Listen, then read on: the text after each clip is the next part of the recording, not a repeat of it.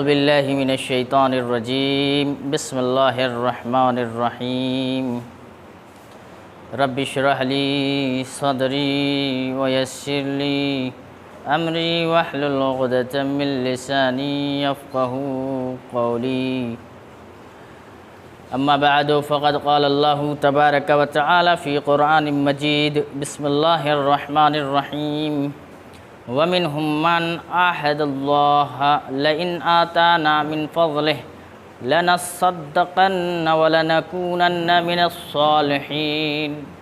عزیزان گرامی، سورہ توبہ آیت نمبر 75۔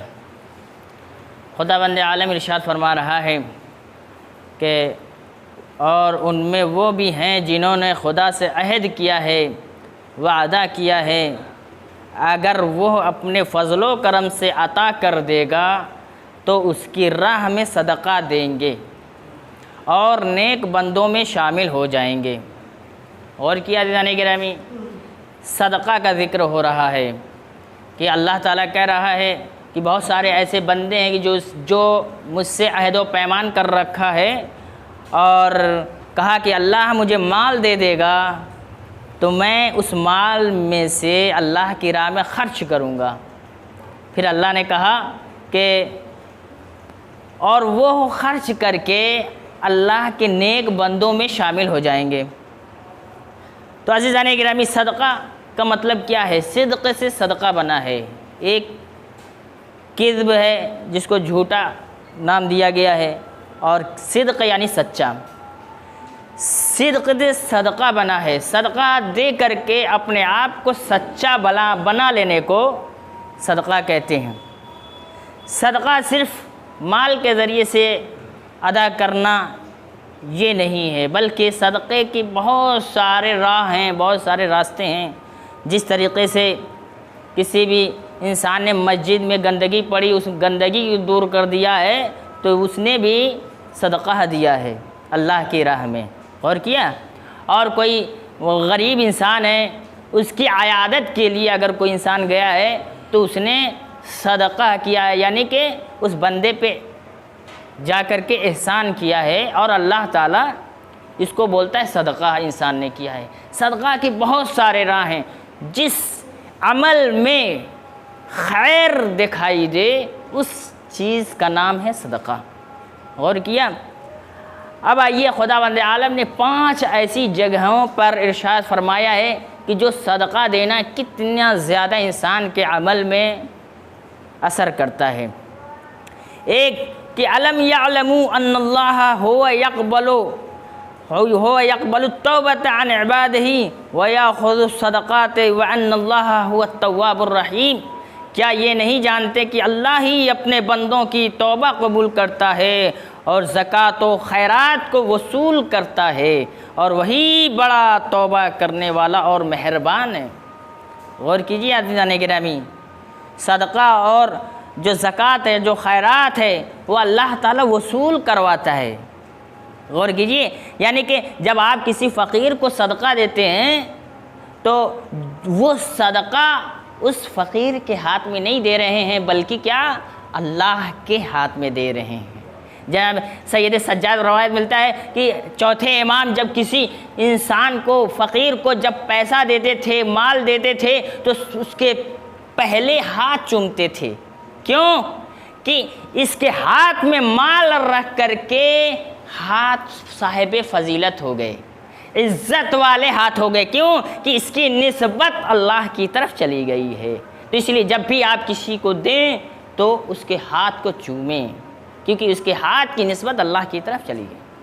اور ایک جگہ ارشاد ہوا کہ الم یعلموا ان اللہ هو يقبل التوبة عن عباده ويأخذ الصدقات وان اللہ هو التواب الرحیم۔ کیا یہ نہیں جانتے کہ اللہ ہی اپنے بندوں کی توبہ قبول کرتا ہے اور زکوٰۃ و خیرات کو وصول کرتا ہے، اور وہی بڑا توبہ کرنے والا اور مہربان ہے۔ یہ آیت میں نے پیش کر دی تھی کہ ایک جگہ ارشاد ہوا کہ مخفی صدقہ دینا، کہ ان تبدوا الصدقات فنعما هي وان تخفوها وتؤتوها الفقراء فهو خير لكم یکفر عنکم من سیئاتکم واللہ بما تعملون خبیر۔ اگر تم صدقہ علی الاعلان دو گے تو یہ بھی ٹھیک ہے، پروردگار عالم کہہ رہا ہے کہ صدقہ علی الاعلان دو گے تو یہ بھی ٹھیک ہے۔ کیوں کہ اگر علی الاعلان دو گے تو لوگوں کے اندر مشہور یہ ہوگا کہ صدقہ دینا افضل ہے۔ اگر دکھاوے کے لیے علی الاعلان دیتا ہے تو یہ بالکل جائز نہیں ہے۔ اور اس کے بعد کیا ہوا کہ اگر چھپا کر فقراء کے حوالے کر دو گے تو یہ بھی بہت بہتر ہے اس سے علی الاعلان سے۔ اگر چھپا کر کسی غریب کو صدقہ دیا جائے، مدد کی جائے، اور اس کے ذریعے تمہارے بہت سے گناہ معاف ہو جائیں گے۔ کون کہہ رہا ہے؟ پروردگار عالم۔ صدقے کے ذریعے سے اگر اپنے آپ کو گناہ کو مٹانا ہے تو سب سے اچھا راستہ اللہ نے کیا بتایا؟ صدقے کے ذریعے سے اپنے گناہوں کو مٹاؤ، اللہ تعالیٰ آپ کے گناہوں کو معاف کر دے گا۔ اور خدا تمہارے اعمال سے خوب باخبر ہے، ہر ایک راز سے باخبر ہے۔ اور مال کے پاک ہونے کا ذریعہ ایک جگہ، تیسری جگہ ارشاد ہوا کہ خذ من اموالہم صدقہ تطہرہم وتزکیہم بہا وصل علیہم ان صلاتک سکن لہم واللہ سمیع علیم۔ پیغمبر آپ ان کے اموال میں سے زکوٰۃ لے لیجئے کہ اس کے ذریعے سے یہ پاک و پاکیزہ ہو جائیں، اور انہیں دعائیں دیجئے کہ آپ کے دعا ان کے لیے تسکین قلب کا باعث ہوگی، اور خدا سب کا سننے والا اور جاننے والا ہے۔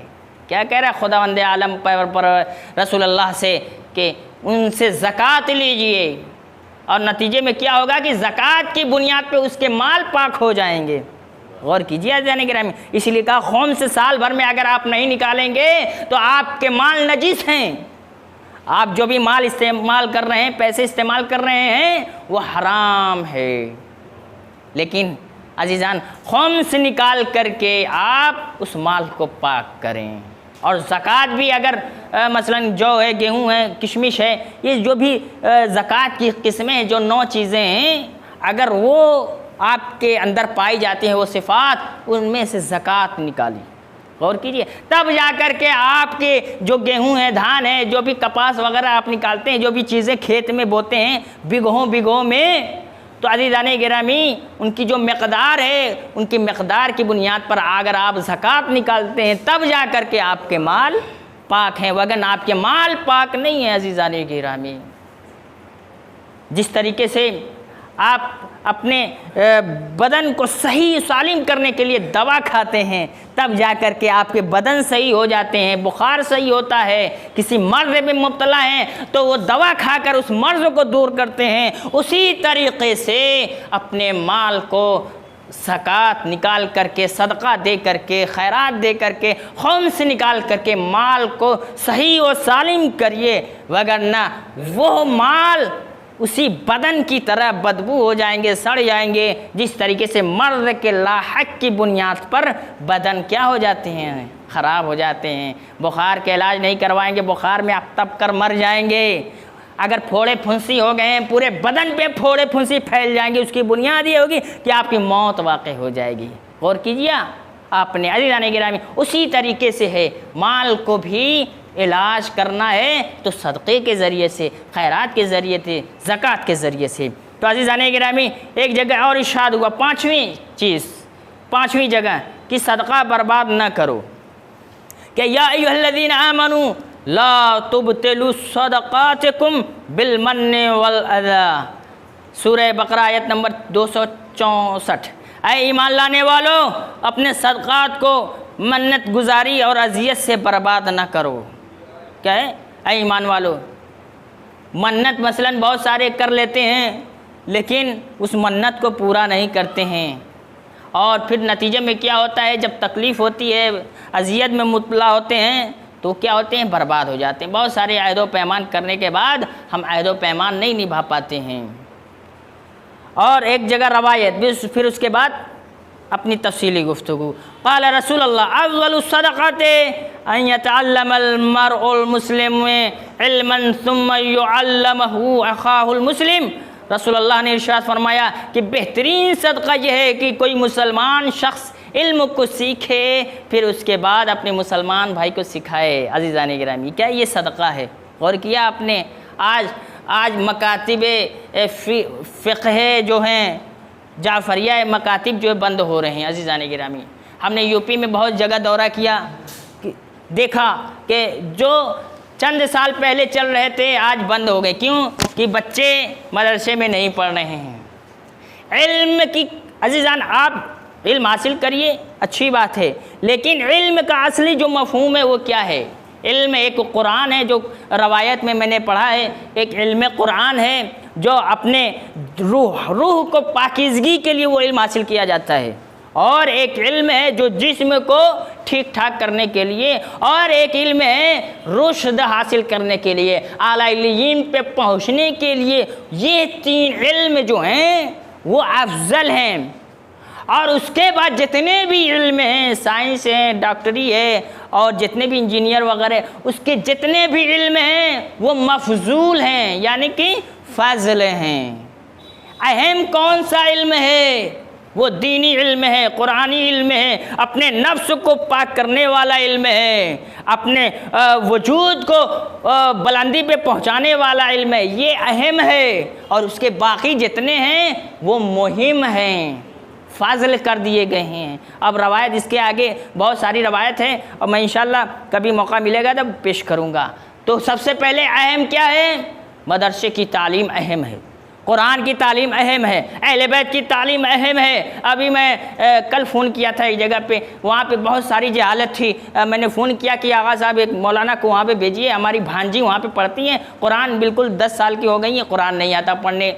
اور میں نے کہا سیکریٹری صاحب سے آپ کسی مولانا کو بلائیے، کہا کہ پیسہ نہیں ہو پا رہا ہے، چندہ وہ سلتے جو ہے تھک جاتا ہوں، پیر میں سخت نہیں رہی، استطاعت نہیں رہی۔ اب میں نے ساری باتیں سنی عزیزان، ابھی کل کی بات ہے، لیکن عزیزان گرامی 10 دن پہلے ابھی 1 سفر کو اسی مقام پہ پروگرام ہوا تھا، جلسہ ہوا تھا، جلوس ہوا تھا، 10 انجمنیں آئی تھیں، 6 سے 7 مولانا آئے تھے، تقریباً بجٹ تھا 3 سے 4 لاکھ کا بجٹ تھا، ایک دن جلوس۔ لیکن عزیزان گرامی سال بھر ایک عالم سے خدمت لینے کے باوجود بھی 1 سے 1.5 لاکھ کا بجٹ ہم قوم والے اکٹھا نہیں کر پاتے ہیں۔ غور کیجیے عزیزان گرامی، ہم حسین کی محبت اگر دل میں ہے تو حسین کی محبت جتنی دل میں ہے تو اللہ کی محبت بھی اتنی ہی دل میں ہونی چاہیے۔ یہ آپ جانتے ہیں کہ یہ مدرسے کے علم جو مکاتب کے علم ہیں یہ عزاداری نہیں ہے عزیزان گرامی، عزاداری کی سب سے بنیاد جو چیز ہے وہ علم ہے، مکتب جعفریہ ہے۔ اگر آپ صحیح گہرائی میں اتریں گے، افلا یتدبرون، آپ گہرائیوں میں کیوں نہیں اترتے؟ افلا یتفقہون، آپ سوچتے کی نہیں ہو؟ یہ تو خداوند عالم کہہ رہا ہے۔ اگر ہم صحیح معنوں میں سوچیں گے تو عزاداری کی سب سے پہلی سیڑھی یہ ہے مکتب جعفریہ، علم جعفریہ، سب سے پہلے تعلیم ہے۔ کیوں؟ آپ عزاداری جب منائیں گے تو علم کے ساتھ منائیں گے، حیا کے ساتھ منائیں گے، تو وہ عزاداری بلندی تک لے جائے گی۔ اگر علم کے ساتھ عزاداری نہیں منائیں گے تو وہ آپ کو عزاداری پستی کی جانب لے کر جائے گی۔ غور کیا عزیزان گرامی؟ اس لیے جلدی صلوات بر محمد و آل محمد پہ۔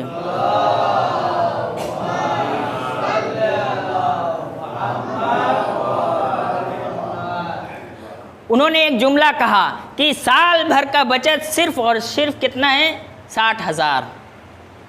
غور کیا؟ 5,000 اب جو لیجئے، کہا کہ 1 مہینے کا ہمارا بجٹ ہے، اس میں بھی بہت مشکلات سے چندہ وغیرہ وصولنے کے باوجود اکٹھے ہوتے ہیں، اور اس کے بعد سوچا جائے گا 5,000۔ عزیزان گرامی اگر ہم اتنی استطاعت رکھتے ہیں، ایک دن میں اگر 4 سے 3 لاکھ خرچ کرنے کی استطاعت رکھتے ہیں تو عزیزان سال بھر میں 1.5 لاکھ 1 لاکھ خرچ کرنے کی بھی استطاعت اکٹھا کریں تو اللہ نے اتنی استطاعت دی ہے۔ تو عزیزان پورے ہندوستان میں، پاکستان میں آج مکاتب جعفریہ ہیں، جو مدرسے ہیں آج بند ہو رہے ہیں۔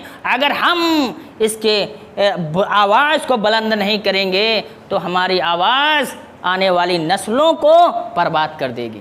غور کیجیے، ایک جگہ ارشاد ہوا، پھر اس کے بعد اب آئیے، وقت بھی دھیرے دھیرے جا رہا ہے، 4 سے 5 منٹ بچے ہوئے ہیں۔ اب آئیے صدقے کتنے اہم ہیں ہمارے وجود کے اندر. کیا کرتے ہیں صدقہ. ایک روز ایک جوان حضرت داؤد علیہ السلام کے پاس آیا اور فرشتے بھی وہاں پہ موت کا جو موجود تھا حضرت داؤد علیہ السلام کے بغل میں. کیا ہوا, ایک شخص آیا, فرشتے نے داؤد علیہ السلام نے کہا کہ اے داؤد یہ 7 دن کے بعد مر جائے گا. غور کیجئے جانے گرامی, 7 دن کے بعد مر جائے گا. اور پھر اس کے بعد جب وہ گیا تو پھر 7 دن کے بعد حضرت داؤد علیہ السلام کے پاس آیا. پھر داؤد علیہ السلام ہکا بکا رہ گئے. فرشتے سے کہا فرشتے تو نے جھوٹ کیوں بولا, تو نے تو کہا تھا کہ یہ 7 دن کے بعد مر جائے گا, یہ 7 دن کے بعد میرے پاس آیا کیوں ہے, آج تو اس کو مر جانا چاہیے تھا. تو فرشتے نے ایک جملہ کہا, اے داؤد علیہ السلام تمہیں خبر نہیں ہے کہ یہ ایک راستے سے جا رہا تھا, ایک غریب ایک فقیر اس کے سامنے ہاتھ پھیلایا تو اس کے ہاتھ میں چند پیسے دیے, اس صدقے کی بنیاد پر اللہ نے اس کی عمر کو 70 سال بڑھا دیا. غور کیجیے.